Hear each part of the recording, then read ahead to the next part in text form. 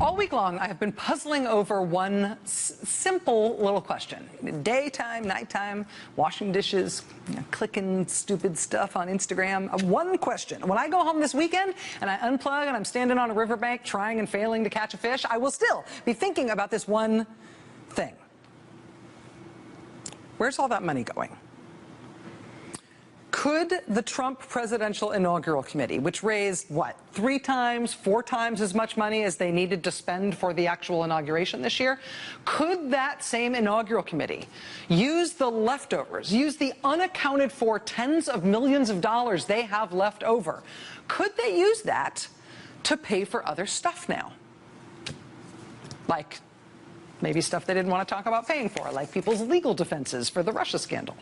I put that question last night to Craig Holman from Public Citizen. Could the inaugural committee pay the legal bills for campaign officials or for administration officials? Legally, do you think that's possible that they could do that? Yes, they can do that. The only rule when it comes to inaugural funds is that the source of funds has to be disclosed after the inauguration. But how that money gets spent is anyone's guess. No rules, no regulations. It can, quite frankly, it could even go into the pocket of Donald Trump if he chose to do so. Wow. Yes, it's a Wild West area. A Wild West area. And that was what we heard from Craig Holman last night, who knows as much about American campaign finance as anyone on earth. And even though I was surprised enough by what he said to respond with just, wow, which you're not supposed to do on TV, it really does appear, no surprise, that he's right. What he said last night is right.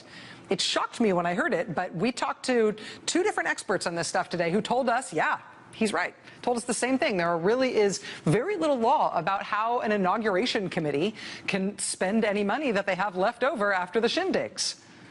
I wonder if that's why they raised triple and quadruple the amount of money they needed. I mean, the committee does have to fill out this one form 3 months later disclosing who gave more than $200, how much they gave, and they have to report how much they raised overall. We've seen that, but that's it. That's the end of the required reporting ever. That's how we know they raised $107 million. What they do with it is the question.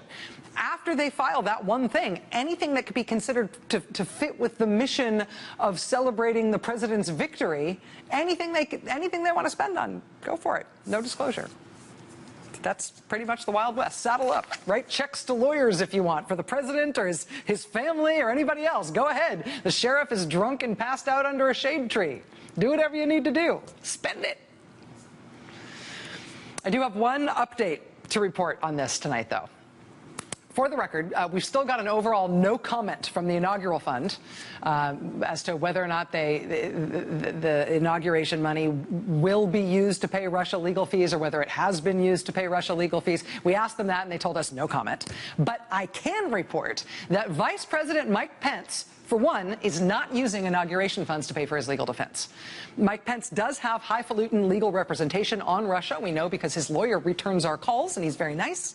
But we don't know at all how Pence is paying for this legal representation.